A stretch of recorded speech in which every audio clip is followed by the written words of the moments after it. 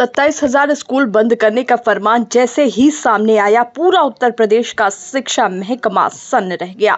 Social media से लेकर शिक्षक संघों तक और बच्चों के माता पिता से लेकर बेरोजगार युवाओं तक हर तरफ एक ही सवाल गूंजने लगा। क्या वाकई यूपी सरकार 27,000 प्राथमिक स्कूल बंद करने जा रही है? खबरें थी कि 50 से कम बच्चों वाले स्कूलों को बंद करके नजदीकी स्कूलों में मिला दिया जाएगा।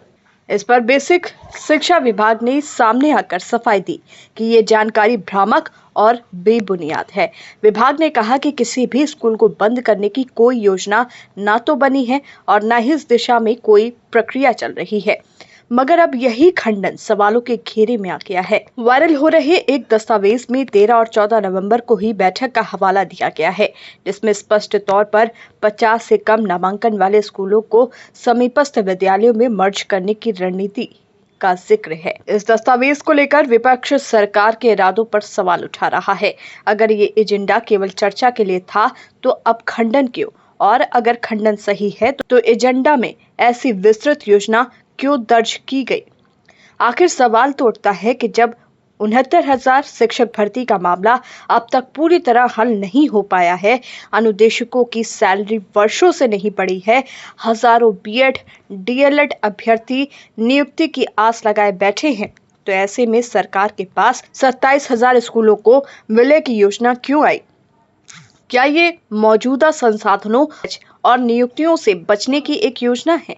शिक्षा के गिरते स्तर पर चिंतित समाजवादी पार्टी के नेता मनोज काका कहते हैं कि ये पूरी पीढ़ी को बर्बाद करने की एक संगठित साजिश है। पहले से ही गांवों में शिक्षा व्यवस्था कमजोर है। अब अगर 3-4 किलोमीटर दूर दूसरे स्कूल में भेजा जाएगा तो बच्चे, खासतौर से बालिकाएं, स्कूल जाना छोड़ देंगी। बेसिक शिक्षा विभाग दावा कर रहा है कि वो स्कूलों के कायाकल्प, निपुण भारत और प्रेरणा जैसी योजनाओं से गुणवत्ता सुधारने में लगा है, लेकिन जब धरातल पर स्कूलों में शिक्षक नहीं हैं, बुनियादी सुविधाएं नहीं हैं और छात्र रोजाना स्कूलों से गायब हो रहे हैं, तो इन दावों की हकीकत खुद ब खुद सामने आ जाती है।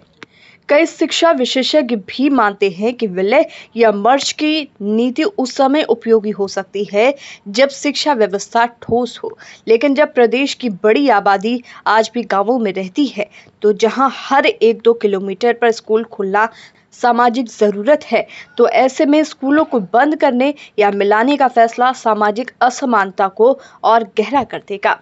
सरकार की सफाई एक बार फिर वही पुराना सरकारी जवाब बनकर रह गई है। ऐसी कोई प्रक्रिया नहीं चल रही है, लेकिन जमीनी दस्तावेज और बैठकें कुछ और ही संकेत दे रही हैं।